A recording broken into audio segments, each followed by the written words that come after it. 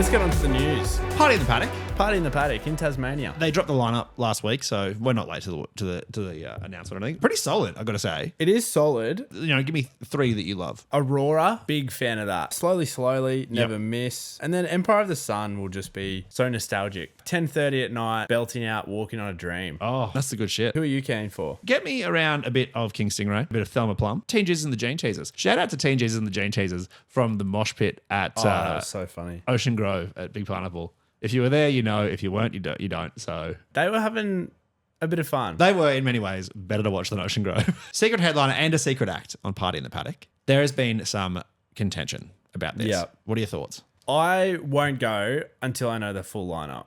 I'm all for building the hype, but can't put a secret headliner and secret act and then drop the tickets and expect people to go in hope. I'm just not willing to take the risk on a couple $100 ticket when everything is expensive enough as is, you know? I think they know why they've done this. They've locked in a solid headliner who has an exclusivity with something else. To lock that headliner in, to be like, this is going to be a great headliner on this lineup. We're just going to go for it and say secret headliner, and we'll worry about the exclusivity later. It's good for the punter because you can lock in a bigger headliner who may have an exclusivity with another like festival or tour or whatever. It's also good for the festival in a way. You get a second bite of that PR cherry. Yeah, Laneway did that with Joe, and it seemed to work. Is it the festival going, okay, 3 potential headliners, TBC, and a maybe. Let's just say secret, and then we can plug in whoever we can because we missed the deadline. It would be a very brave promoter that did that. It'd be bold. You have every opportunity that that does not land. Yeah. And that you are stuck being like, hey guys, we made a fucky wucky. With that in mind, Hilltop Hoods are going to be headlining. I don't know who this is, so I'm not like trying to preempt the guess. If I was putting myself in the promoter's shoes, I think I know why they've done this, and I think it's not a bad move. You don't do this with a pretty mid lineup, you know what I mean? If it was just the promise of a secret headliner, I'd be like, ooh.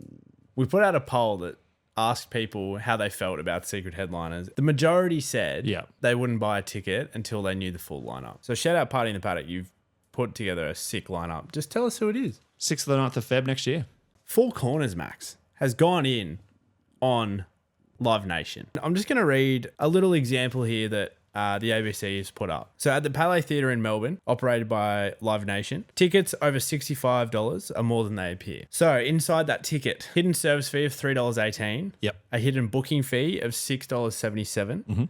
A hidden infrastructure fee of 13 cents. That's roughly $10 of your fees. A Live Nation owned company, Ticketmaster, then charges you a transaction fee of more than $7. If it's a resale, that's $17. And then you can opt to pay $11 for ticket insurance, although not compulsory. All up, you end up paying between $30 and $40 additionally in fees on top of the price of the ticket. For this segment, we need to do our legals. Yeah. Everything that the ABC put to Four Corners, well, not everything, most things that the ABC put to Four Corners, they denied. Keep that in mind while we're going through this. You know, there are two sides to every story. Live Nation does have the right to reply. One of the things that was really interesting is that they explained it from a consumer side, like you just did then.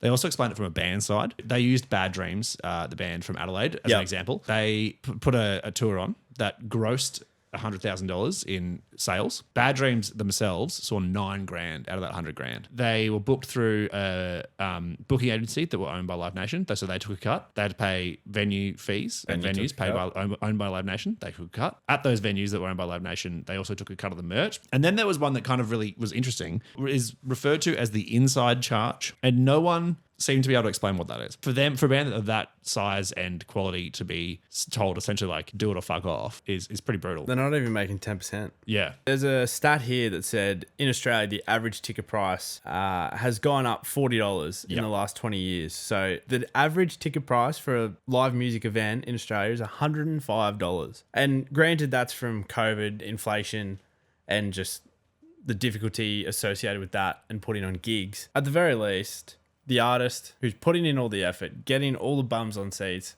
should, at the very least, have a bigger cut. I 100% agree. Just for legal reasons, everything we've said, Live Nation either largely denies or has an explanation for. So we encourage you to go watch the documentary to get both sides of the story.